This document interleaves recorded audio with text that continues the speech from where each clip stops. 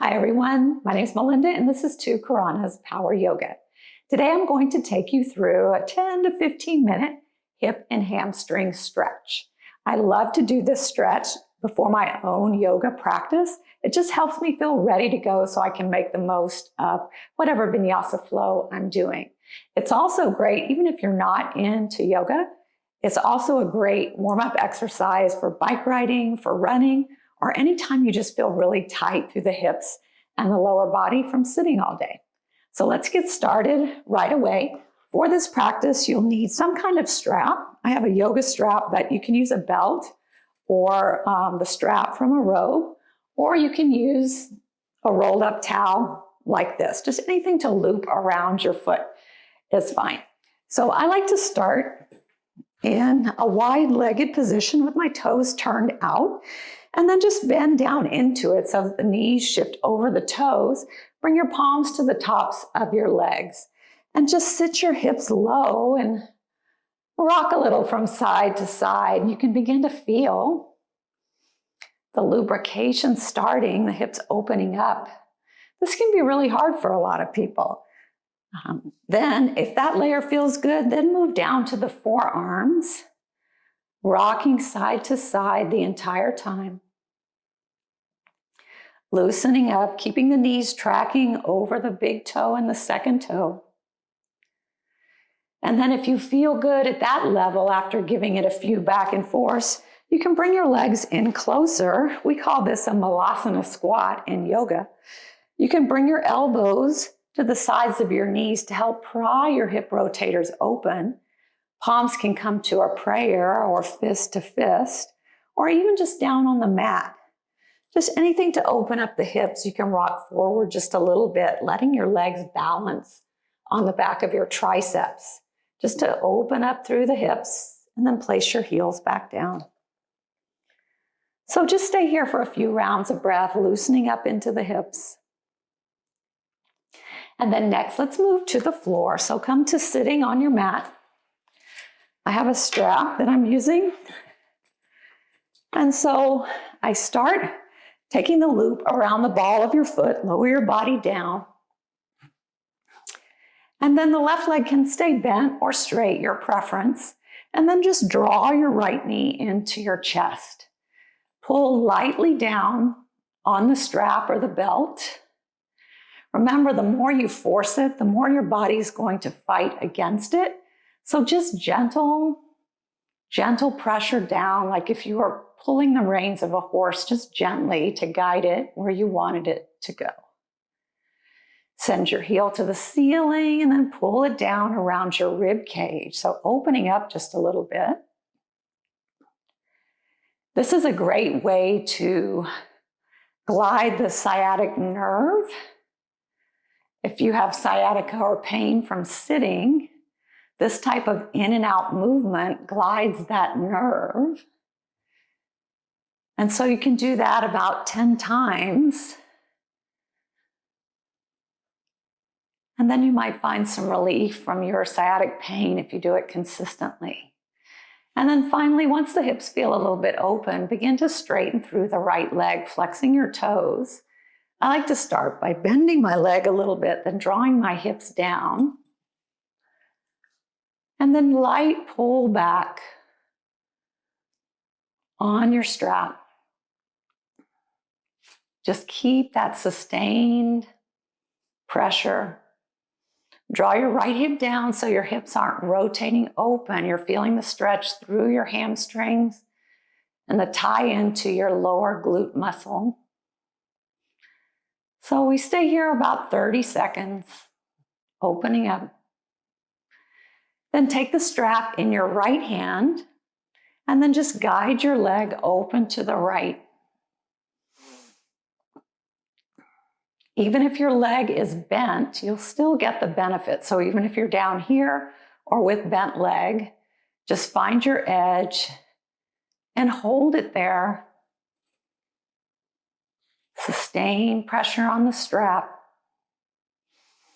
Breathe with it. And then finally take the strap in your left hand, guide your leg over to the left side of your body. Keep your hips grounded so your leg's not necessarily going to go very far. You just want to feel that stretch through the IT band, through the low part of the glute, running into the hamstring. Keep the hips glued, flex your toes, and then maybe pull it up towards your shoulders just a little bit. And then bring that back to center. Bend your left leg, fold your right leg over in this figure 4 position. And then take your hands, thread it through that little triangle in your legs, reach for the underside of your leg or the top of your knee. And then rest your shoulders back down. Keep the knee and the heel pressing towards the bottom of your mat. You control the amount of pressure. You can even straighten the leg if that helps. Give you a little bit more depth. And then from here, you can continue on with this stretch, or you can loop your forearm around the arch of your foot and around your knee and cradle it. Rock a little from side to side. Maybe you're flexible enough your shoulders can touch the ground. If this is too much, an option to take this fishhook type of movement and just pull your shin in towards your chest. And then finally release your leg long and we switch it out and take the other side. Take your strap around the ball of your left foot. Set up, ground your hips into the mat. Bend into your left leg, pull it low. Inhale, extend, and then pull it out to the sides of the ribs and hold it there. Should feel the hamstring really opening up now. And then lengthen and just take a few more of these sciatic nerve flossing movements, but also loosening up into the hips, especially if you ride a bike. You're taking this pedaling motion. So it's good to stretch it out and hold it in a sustained way. Let's take one more to the side. And then straighten through the left leg. Bend into the right, settle your hips down, find that point where you can go no further and just stay there and breathe. Maybe see if you can draw the strap towards the top of your head. Pull and lengthen, not forcing it. Take the strap in your left hand. Guide your left leg open to the side. Hips stay grounded. You can bend into the knee. If you're down here today, that's perfectly fine. You just want to feel the opening in your hamstrings, the opening in your hips. So wherever you are, hold that movement and breathe into it at least 30 seconds. So depending on how you're feeling, you can take longer in each of these stretches. Bring your leg back through center. Take the strap in your right hand. Guide your leg over to the left. Remember, keep the hips as grounded as you can. So it's not about how far you get your foot towards the floor. It's about where do you feel that stretch, at what point, and just hold it there. Maybe pull the toes up towards the face. Beautiful. Bring it back to center. Lose your strap. Take that figure 4, flex through your toes. Dip your hands through the triangle, grab for the knee or the underside of your leg. Pull the knee in closer to the chest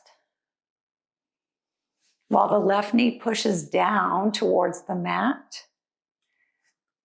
You can even straighten the right leg if that feels good. I like this pull back motion. You can rock it a little from side to side.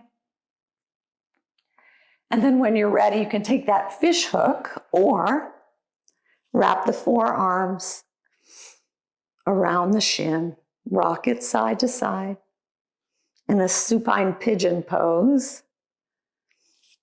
And then the real fish hook, you can wrap your forearms in. One day my shoulders will touch the ground, but this feels really good. And then let it go. Wrap your knees in, rock and roll the length of your mat. And then I like to take a few side body stretches and some straddle stretches just to finish out. So draw your left foot in, flex your right toes, knee is pointing up to the ceiling. I like to use a strap here. Wrap the strap around your right foot, grab it in your left hand, and then right hand's gonna reach under as you pull your body low. The strap's very helpful. So even if you're up here, you have the strap to help you find the depth in the stretch. See if you can reach your right hand towards your left knee. Send your gaze to the ceiling. I feel it in this QL muscle that runs from your hip crest to your lowest rib. And when you sit all day, that gets tight and compressed. And so this is a really great movement if you're just feeling like you've been working all day and you just need to loosen up. So we take the left side, strap comes in the right hand, left hand goes under, reach towards your knee, and then pull your body low. See if you can open up through the chest, gaze towards the ceiling.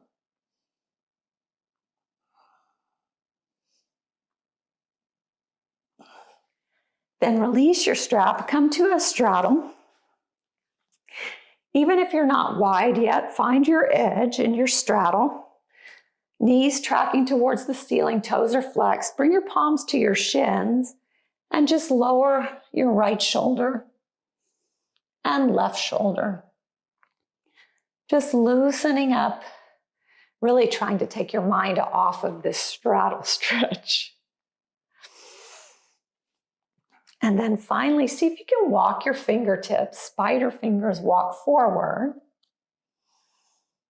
Keep your knees pointing up, not forward or back.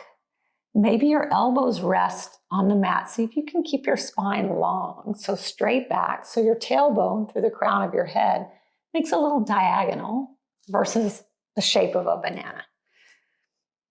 So you can stay here. Even if you're up here, if this is your limit, stay here with a flat back. It should feel really good. And then each time you practice this, maybe you say, okay, I'm going to go further for 30 seconds. I'm going to hold it just for today. And then each day you come back and you walk a little further and you spend a little more time till finally you're all the way down. I still have a little more work to do, but it feels great. And it really helps me with my practice, with my cycling, anything that I'm doing feels really great. When you're finished, draw your legs in together, soles of your feet touch, open your knees as wide as you can, and then slide your forearms underneath your shins, and then reach for your toes, draw the crown of your head down. You feel the opening through your groin, through your mid and low back.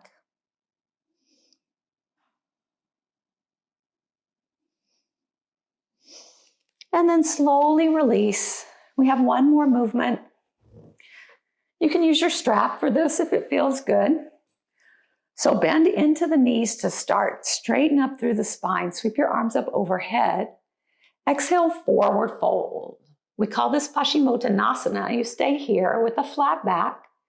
Maybe you begin to scoot your heels forward and then use the pressure from your flexed feet, pulling with your fingertips to draw your chest towards your knees.